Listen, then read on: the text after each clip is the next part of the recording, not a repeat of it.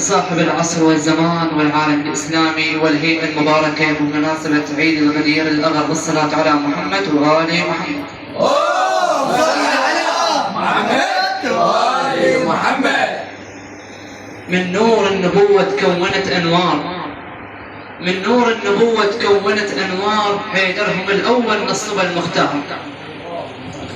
هذا اليوم حيدر نصب الوالي، ونور المصطفى من جبهته لال، نادى بصوت يدوي للأبد عالي، واليكم علي للدوم يا الأنصار، واليكم علي للدوم يا الأنصار.